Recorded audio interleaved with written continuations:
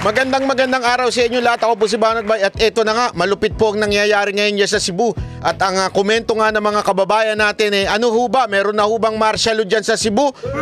Kasi ho, itong isang lead convener po ng Maisog dyan ho sa Cebu na may gagawin pa namang rally ngayong araw na ito ay nagkaroon po ng search sa kanyang bahay. Kinuha po yung cellphone, kinuha po yung kanyang laptop. Talaga hong nilusob ng mga pulis. Naku po, patay tayo dyan. Alam mo, ikaw talaga, Marbil, ikaw ay sunod-sunuran talaga dito sa bata mong si Romualdez. Hindi, alam nyo kung bakit mga kababayan. Kasi alam naman po natin, itong si Jun Abines din po ay isa po ito sa mga 37 na pinapatawag ng kamera. At hindi nga din po ito nagpunta at tila ngayon pinag-iinitan. Naku po, hindi maganda yung ginagawa ninyong yan, ha? At pinapakita nyo talaga na kayo ay nananakal ng free speech. Tingnan nga ho natin yung balita na yan. Ano ba ang sabi dyan? Ito. Pakita ho natin, ha? Para ho ating itong balita na ito. Ito. Ang naglabas po niya ang balita na yan ay ito pong DYAR 765 SMNI Radio. Ayan Ito po yung post ni Ernest Abines. Ayan po. Sabi niya, PNP now are seizing my home and my phone. Naku po, patay tayo dyan. At ang nabalitaan nga po ng DAR o yung mga taga-SMNI po ay ito, ayan sabi, breaking news, Jun Abines, leader sa Maisog, Cebu, gisilbihan o search warrant. Pasensya na po, dili man ako makasabot ng Bisaya. Si Jun Abines nga lead convener sa hakbang na Maisog, nagpost ng, naku po, pasensya na mga kababayan, hindi po natin ito masyadong alam. Pero alam mo naman, in this day in age, meron pong malupit na yung kaibigan. Sino po pa itong kaibigan natin? Itong kaibigan natin na i-interpret ng balita na yan ay walang iba kung hindi si ChatGPT. Sana tama ang kanyang interpretasyon. Ayan, ito, papakita natin ang interpretasyon ni ChatGPT. Ayan. Ito po ang kanyang interpretasyon. Sabi niya, Jun Abines, leader sa Maisog, Cebu, sinilbihan ng search warrant. Si Jun Abines, ang lead convener ng hakbang na Maisog, ay kamakailan lamang nag-post na pinasok ng PNP ang kanyang bahay malapit sa Maharlika Gym, Sambag 2, Cebu City.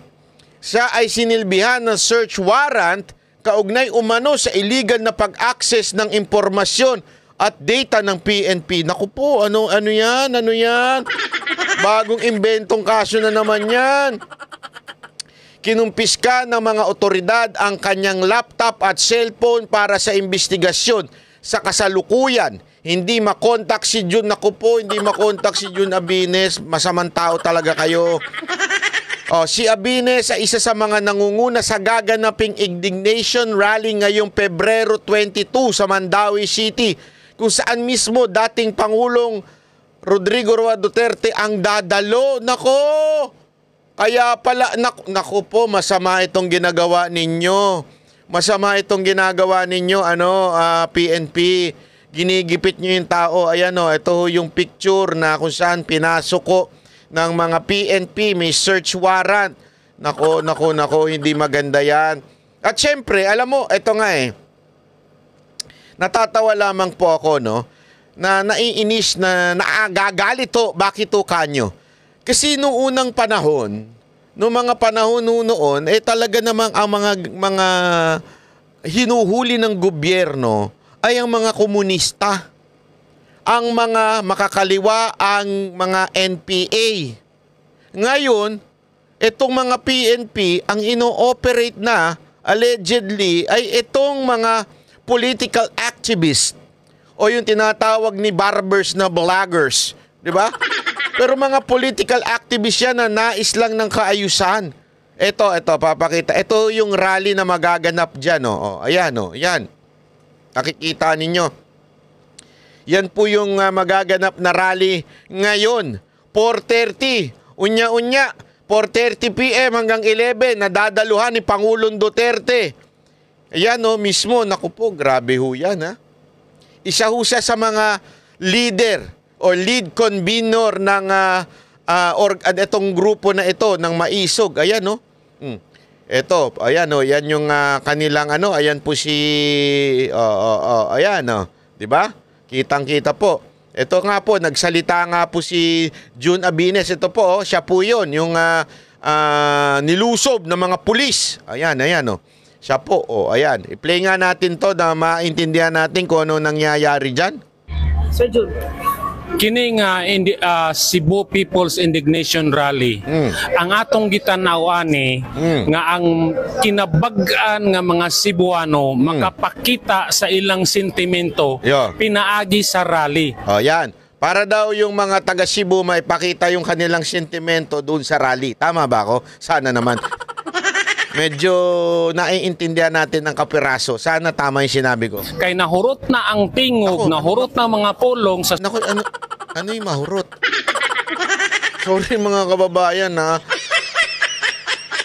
Hindi kasi siyempre ang market nila dyan mga taga Cebu. Ano man yung mahurot, ang alam ko maharot.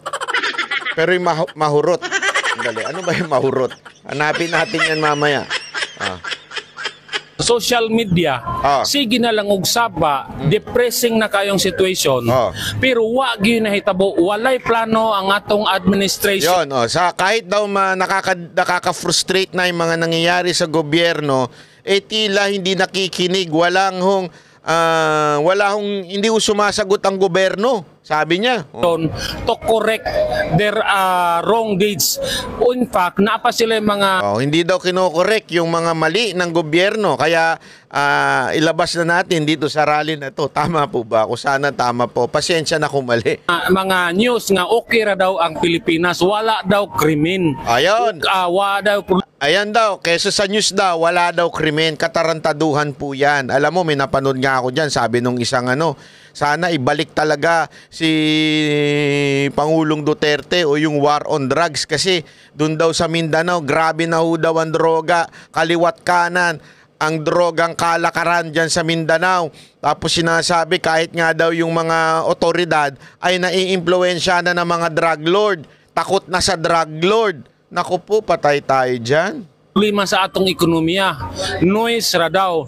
Muna, ang mga tao, instead of saying words, mga social media nga post, muhimo na tag-action. Mauna ni ang atong chance mga Cebuano, mga ordinaryong Pilipino, nga ipadungog sa tibuok gobyerno sa Pilipinas, sa atong mga leader, nga wa nami malipay, ni palag nami, usban na ninyo ang inyong mga sayop nga binuhatan.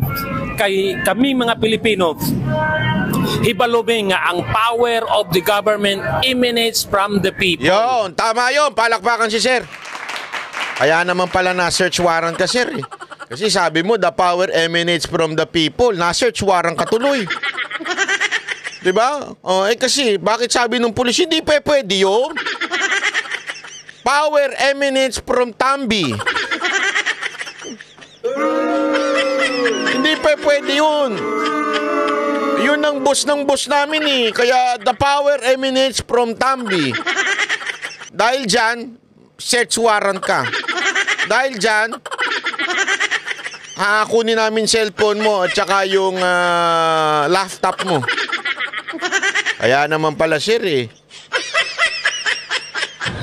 Maobitaw nga matag eleksyon, muduol mo na mo, mangulitaw kay para mo hatagag posisyon, karon nga naa na mo'y posisyon, mag-abusar man mo. Mang-abusado daw, tama ba yun? Mo na nga kini ang pamaagi nga maminaw mo. Samtang makaya pa sa dughan sa mga Pilipino, peaceful, non-violent na gathering para atong ipagawas ang atong mga reklamo. Pero sa tinud alay bugat na gyud kaayo. Galit na si kaayo. Bugna. Ano kaya yung bugna? Naku po. Sana pala tinranslate ko muna to Tagalog. tumatag adlaw nagguol na ang mga Pilipino nga wa na mabilin sa atong gobyerno, gipangawat na ang kwarta, mga government asset gipamaligya na ang atong budget karon sa 2025 murag na withdraw naman sobrang katunga. Oo nga. Oh. Na-withdraw na kaagad. 60+% ang na-withdraw na kaagad ngayon pa lang January, February. Actually, sabi ni Atty. Vic Rodriguez, January pa lang, 60% mahigit na na-withdraw. Wala na. Wala na. Ubus na. Napamahagi na. Alam mo, may nakausap ako kaganina, hindi ko na lang sasabihin kung sino, ha? Grabe. Meron ako nakausap kaganina. Eto, totoo ito, hindi ito chismis. Ayaw lang niya magpangalanan, pero tinanong ko talaga bakit di ka pumirma sa impeachment? Ito, totoo ito, walang biro ito. Hindi na ako nagbibiro. Sabi niya, bakit yung kasama mo pumirma? Nag-yes, ikaw nag-no. Bakit di ka na pumirma? Hindi ka na lang nakisama. Bakit ka, hindi pumirma? Bakit ka nag-no? Alam mo, sagot niya sa akin, kung ako, politiko at gusto ko lang talagang mamulitika, pipirma ako ng yes. Bakit? Kasi pag kumontra ka sa leadership ng Kamara, ligwak ka Ligwak ka pagka kumontra ka sa kanila, ligwak ka. Kaya nga yung mga batas na pinasa ko, ni isa doon, wala. Bakit? Kasi hindi ako sumusunod sa utos ng Panginoon nila. Di syempre, sumundot si Banat Bay. Sabi ko, Sir, tanong lang. Ito, hindi ko naman kayo papangalanan. Basta, tayo lang. Totoo ba yung 150? Tapos, bakit di mo tinanggap yung 150? Di ka na lang pumirma ng yes. Dali-dali lang naman nun. Pwede ka na mag-retire nun. Alam mo, sabi niya, totoo. Pwede ko nang ibulsa yun Mananalo na ako sa susunod na eleksyon pag ibinulsa ko yun. Kaya lang, mula noon, may prinsipyo ako, sabi niya. Pinalaki kami ng magulang namin may prinsipyo. Galing ako sa hirap. Naabot ko itong pagiging congressman nang hindi ako nagpabayad at kahit kailan hindi ako naging korap, naabot ko ito. Hindi ko sisirain ang aking sarili para lang sa 150. Totoo daw yun. Congressman po itong kausap ko Kinonfirm niya sa akin. Totoo yan. Totoo yan, Banat, sabi niya. Totoo yan. Alam mo, dito mo talaga makikita na, di ba, sinasabi nga ni Sir, ubus na. 60% ubus na. Bakit kanyo? Kasi nga po, ewan ko, napamigay na ata. So pasabot ilag yun ning muranig balay nga gikawat ng tanan. Oh. So ang atong tuyo maminaw mo samtang kaya pa sa Pinoy nga peaceful. Kay kung dili mo maminaw walay mahimo ang mga Pilipino kundi mo aksyon gyud mi kay dili mi mosugot ang among mga anak, ang among mga silingan, mga babae, mga tiguang pamatyon lang sa kilid ug ang mga adik sige na lagpakita social media kasuyop-suyop. So wala na ipaglawan mo Pilipinas. Depressing na ni nga moment. Desperado ng mga Pilipino. Paminaw mo. Yan ang totoo mga kababayan. We are desperate. Kasi wala na talaga. Ubus na pera. Palubog na bayan natin. Ako, isang pinakamatindi dito. Masasabi ko, 2 bagay lang, mga kababayan. Wag na ho tayo magpaligoy-ligoy. Wag na ho tayo magpaligoy-ligoy. Wala akong pakialam kung ano kulay ninyo. Wala akong pakialam kung ano kulay ninyo. Tanong ko lang kayo. Mga nakikinig sa akin. Hindi kayo kailangan maging Duterte. Hindi nyo kailangan maging Sara Duterte. 2 bagay lang ang tinatanong ko sa inyo. Nabubuhay pa ba kayo? Hindi po ba kayo nahihirapan na sa buhay dahil sa mahal ng bilihin? Ang hirap ng humingi ng tulong sa ospital? Ang hirap na. Meron niya ako kanina narinig, security guard Nag-uusap sila nung kapwa security guard. Sabi, tungkol sa ospital, hirapan na daw. Hindi rin daw makahingi ng pondo sa DSWD. Sabi ko, di ba, sa loob-loob ko, di ako syempre sumali, nakichismis lang, pero sa loob-loob ko, di ba inayos na yan? Kaya nga meron tayong tawag dito, yung malasakit center para maaari ka makahingi.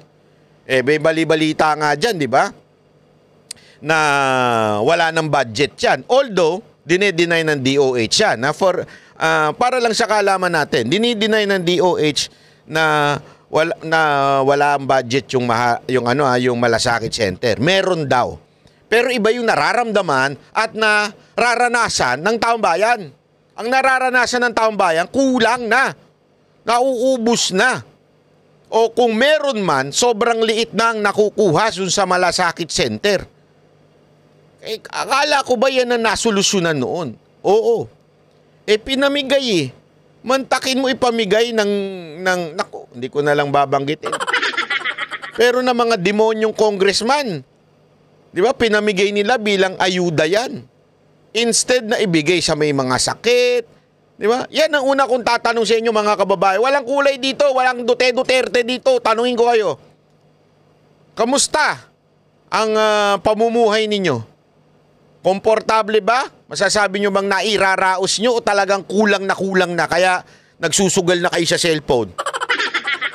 Hindi, maraming ganyan ha. Meron ako mga nakakausap. Minsan binibiro ko yung mga nakikita kong nakatambay. Sabi ko talaga sa kanila, uy, ano ba, malaki ba kitaan dyan? Okay lang, pandagdag sa mga pagkain. Paano kung matalo ka? Wala naman, kesa naman wala kaming gagawin. Totoo yan ang sagot nila. Ibig sabihin, hindi na for leisure, ika nga, yung pagsusugal nila.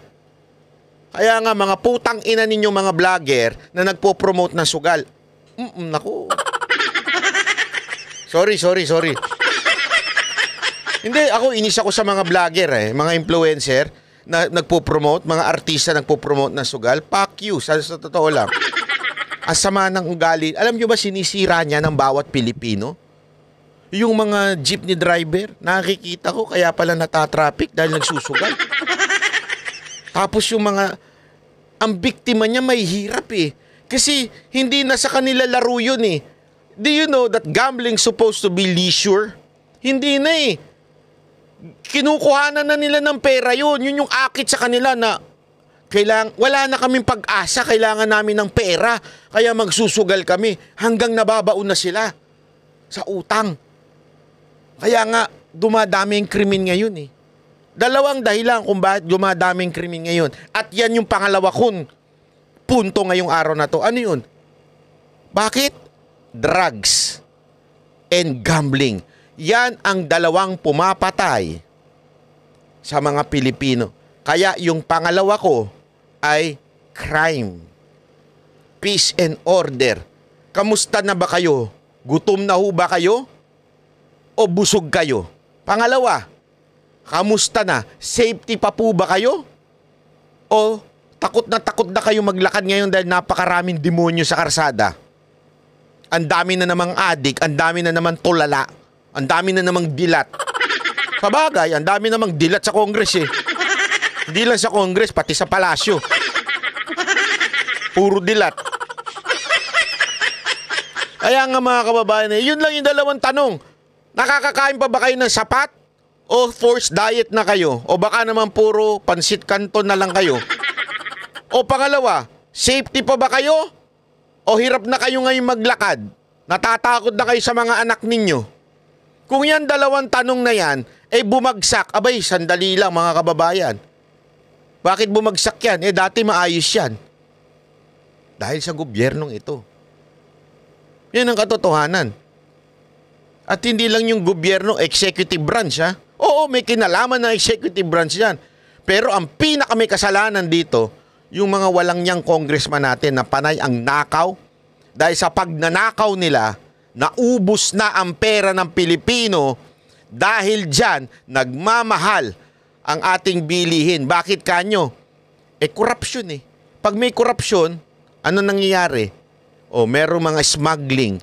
Yang smuggling na yan ang umuubo sa pera natin kaya nagtataas ang bilihin. Bakit tumataas ang bilihin? para makapag-import. Bakit? Sa import may kita. Ano ibig ko lang sabihin? Dahil sa mga magnanakaw na congressman natin, kaya ganito ang nangyayari sa bayan natin. Sige, kayo na hong sumagot. Dun sa dalawang tanong ko, nakakakain pa ba kayo na maayos? Pangalawa, safety pa ba kayo? Kung hindi na, gumising na kayo. Ano to? Tutunganga na lang tayo hanggang mamatay tayo? Dalawa lang yan, mamatay tayo sa gutom o mamatay tayo sa mga kriminal. Mamili kayo. Tuloy natin, ha? Samtang wala pa masuko ang mga tao. Kaya kung masuko ang mga tao, why makapugong bisan pang tanan pulis, tanan military, pag masuko ng mga tao, wa gyud mo'y mahimo. So palihog lang, tarong na to atong nasod. Naku po, kaya naman pala ikaw, sir, tinarget ng pulis kasi parang nanawagan ka dyan eh. Hindi ko alam ako ano sinabi niya. Pero parang nabanggit mo yung PNP tsaka yung AFP. Naku, pumantig ang tenga nung nag-a-appoint. Alam nyo naman kung sino nag-a-appoint ngayon, di ba? Ang balita natin eh, allegedly, hindi na daw si Marcos eh. Iba na daw namimili eh. Sige nga, pangalanan nyo nga yung demonyo namimili ngayon sa atin, kung sino yan. Pangalanan nyo nga dyan sa baba. Sige na, i-comment nyo. Okinawa? Anong sabi niya? Okinam? Ay, okay. Itong garbo nga nag-una ta sa Cebu, hoping nga sa ubang lugar sa Pilipinas, sundon po nilo sa mga Pilipino, non-violent, peaceful rally para paminawon ta. Ayan, ha? Ulitin natin. Non-violent, peaceful rally ang gagawin dito. So kung kayo ay galit na dahil sa mga magnanakaw nating opisyal ng gobyerno, kung kayo ay galit na sa mga abusadong nating gobyerno, at kung kayo ay galit na dahil walang ginagawa pagdating sa krimen, pumunta na po kayo sa isang peaceful and legal rally. Mamaya ho yan, 4:30 p.m. hanggang 11 p.m. Kung taga Maynila kayo, lipad na kayo, malay nyo, magkita-kita tayo dyan. 4:30 p.m. hanggang 11 p.m. Dyan po sa Pasilong sa Paradise, Mandawi City, Cebu. Darating daw po dyan si Pangulong Duterte. So magkita-kita po tayo dyan kung baka sakali lang, ha. Magkita-kita po tayo dyan, malay nyo, nandyan tayo. Malay nyo lang naman. Diba? Kasi kita ninyo, ganyan ganyan katindi, naku po, ayan ayan. Bakit parang iba yung picture mo, sir, sa profile pic? Filtered po ba yan? Biro lang, ha. Napatawa ko lang kayo kasi alam kong masyado nang nakakainis ang nangyayari sa ating bayan. Pero ayan na nga po, ayan. So, yan po yung balita na yan. So, kung gusto ninyong mag-update, okay? Alam nyo naman, pati yung lahat ng page, channel, YouTube channel ng SMNI, ginugurgur. Eto, SMNI Radio Cebu, DYAR 765. O, dyan, mag-follow na po kayo dyan. Mga taga Cebu, mga Bisaya, at saka mga kababayan natin dyan sa bandang Visayas. O, ayan po, ha. DYAR 765 SMNI Radio Cebu. Yan na lamang po ang naninindigan para sa bayan. Ang SMNI, hindi natatakot, hindi natitinag at mananatiling matatag. Walang makakatakot sa amin. Galit ka ba, Nakbay? Hindi naman, nagpapaliwanag lang. Hindi, alam mo, grabe kasi talaga. Grabe yung nangyayari ngayon dyan. Hindi ko talaga malubos maisip. Yun, galit na yung mga kababayan natin. Pero again, uulit-ulitin ko, ha. We are going to have a peaceful rally. Hindi po rebellion. And again, I do not believe in rebellion. I will not support any form of rebellion. Ako po ay naniniwala sa isang mapayapang pamamahayag ng ating saloobin. Huwag ho tayong gagawa ng kahit na anong dahas. Ipakita natin na kakaiba ho tayo, hindi tayo tulad ng mga komunistang NPA at komunistang mga mga makakaliwang grupo. Huwag ho tayong tutulad sa kanila. Tayo po'y naniniwala na sa bandang huli, Diyos pa rin po ang tanging pag-asa ng bayan natin. So idaan natin sa tamang paraan. Huwag po tayong magiging basag ulo, magwawala, peaceful rally. Walang rebelyong magaganap. Yan po ang lagi nating paulit-ulit. So ayan po yung maisog na yan. Oh. Puntahan po. Ito pala si Sir. Oh. Ayan, nasa gilid. Oh. Ayan, ayan. Oh. Mga ano natin yan eh.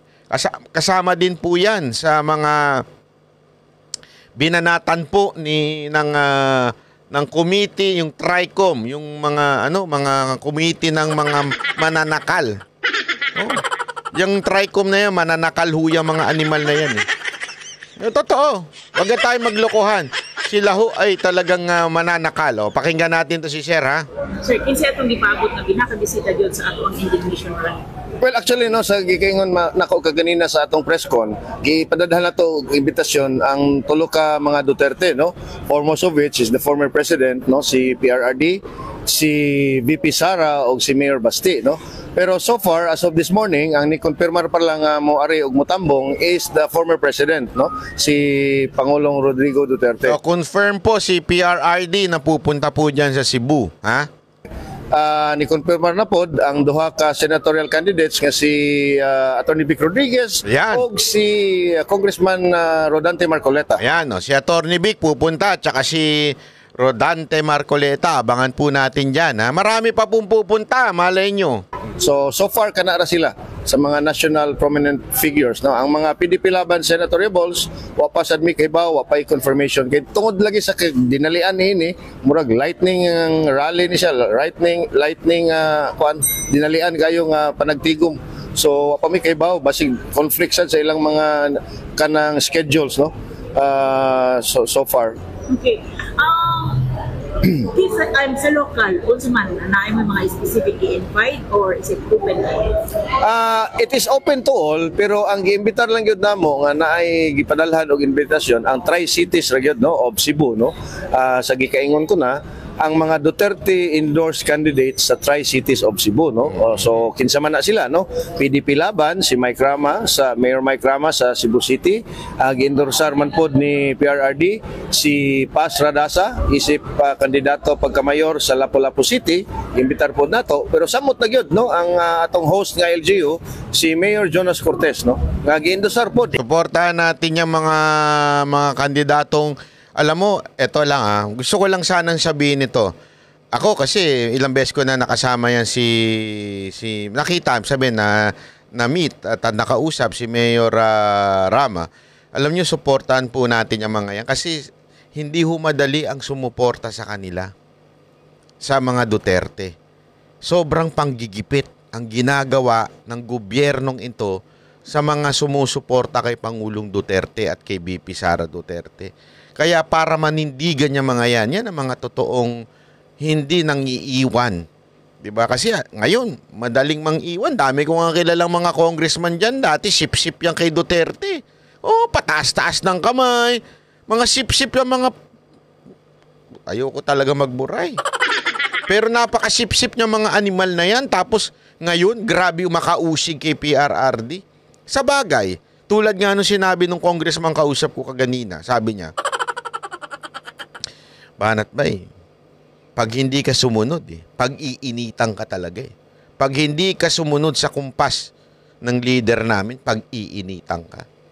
Kaya kailangan, umalis na nga ako doon sa grupo ko Kaya lang, minsan nakakalungkot din. Sabi niya, kasi nag-heart to heart talk kami.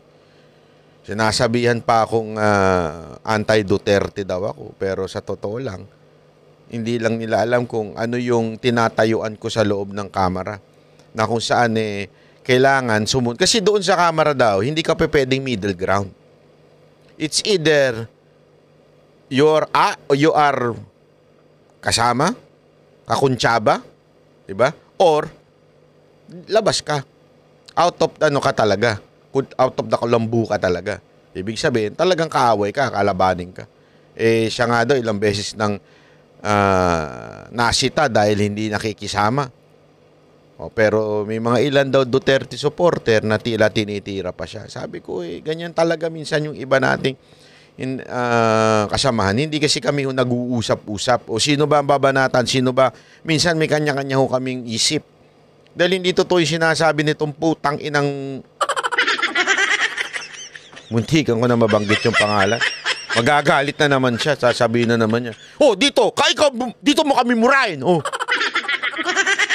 Hindi, kasi hindi totoo yung sinasabi nila na may kumukumpa sa amin. Hindi, magkakaiba kami ng utak. Ako, solve ako dito sa tao na to.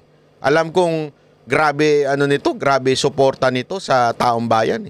Grabe ang paninindigan na sa prinsipyo. Pero may mga iba daw na binabanatan pa siya, sinasabihan siya ng anti-Duterte. Sabi ko, hindi lang nila alam yun. Ang importante, ipaglaban mo yung mamamayang Pilipino, yung mga ordinaryong Pilipino. Kaming banateros, sabi ko nga sa kanya, kaming mga banateros, hindi namin kailangan na isang tao pumanig. Hindi ko sinasabing, pumanig ka sa Duterte, hindi. Ipaglaban mo ang taong bayan, ipaglaban mo yung mga ordinaryong Pilipino. Matik na magkakasama-sama tayo. Nagigets yung ibig ko sabihin?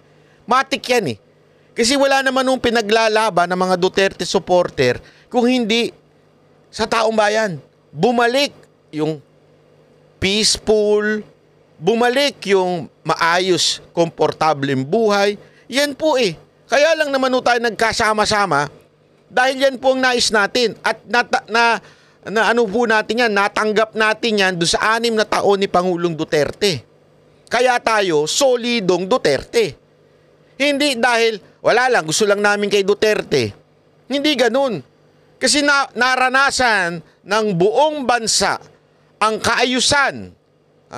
Masakit man, minsan strikto si Duterte, pero naayos ang kaayusan, nagkaroon ng komportableng buhay, nagkaroon ng mga pondo yung dapat tumulong, na ahensya ng gobyerno, naayos. Sayang nga sabi ko, ipaglaban mo lang yan, magkakasama-sama tayo. Bakit? Yan ang nais ng may mga Duterte supporter. At labanan ng korupsyon kasi sagad na sa buto yung korupsyon. Sagad na sa buto, mga kababayan. Walang biro ho. In his personal capacity ni PRRD. Aside sa Tri-City, sir, how about Danao? Ang Danao, wala na mo sila padalhi og formal invite, no? Pero ni-participate na sila atong miagi na tong karaban, no? So nipasalig na sila og nagpadala na po sila sa ilang intensyon. In fact, doon na ilang mga lista, doon na sila yung mga plano sa ilang pag-ari diri, no? Although napadalhan siguro sila kanang general lang siguro, generic mga invite, no? Kay lisod sa kayo, mangluod sa niya ng uban, no?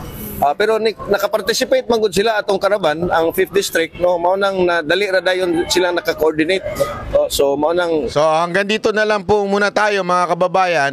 Ibinalita lamang po natin yung nangyari po dito sa isang lead convener na si June Abines, Abines, I'm not sure kung paano i-pronounce, pero pinalita nga po ngayong araw na ito ay ito ang nangyari sa kanya. Si June Abines, ang lead convener ng Hakbang na Maisog, ay kamakailan lang ay nag-post na pinasok ng PNP ang kanyang bahay malapit sa Maharlika Gym. Pinagbintangan siya na illegal daw ng pag-access ng impormasyon sa data ng PNP. Tapos timing, no? Talagang hindi ko alam kung bakit eh. Tandaan ninyo kinumpis ka ng otoridad yung kanyang laptop at cellphone. Remember, siya ang lead convener diyan sa gaganaping event. Ibig sabihin, kukunin yung cellphone, babasahin siguro, sino ba mga, alam mo naman tong gobyerno to, bangag eh. Bangag talaga eh. Bakit bangag? Praning eh. Praning ho eh. Praning ho talaga eh. Napapraning ho sila kung ano mangyayari siguro dyan sa Cebu. Kaya yung leader nung lead convener nung event, kinuha yung cellphone tsaka laptop. O sino ba mga pupunta? Mantakin mo. O sino ba magko-coordinate dyan?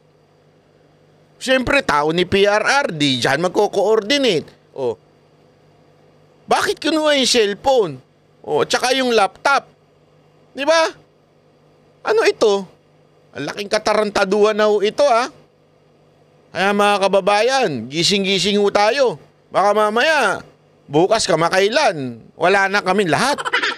Hindi, alam mo, walang biro, hindi ako nagbibiro Nakaka, ho yan tawag doon, nakakabahala. Sabi nga, di ba, nakakabahala ho yan dahil kung nagawa ho yan sa isa sa mga inimbitahan ng kamera, ay baka anytime, yung iba sa amin, ganyan din. Buti na lang, nandito ako sa Japan. Hindi nila alam, nasa Japan ako. Nakatira na ako sa Japan ngayon. May asawa na ako sa Japan. May asawa. Gago! May Haponesa na ako asawa. Hindi nila alam. Kaya ako ay residente na ng Japan. Diba? Ang bihira kayo. Anyway, mga kababayan, dito na lang po muna tayo. Maya update tayo ng mga mangyayari pa. Okay? Ako po si Banat Bay. Yan ang Banateros, boses ng ordinaryo Pilipino. Banateros ay walang makakaawan.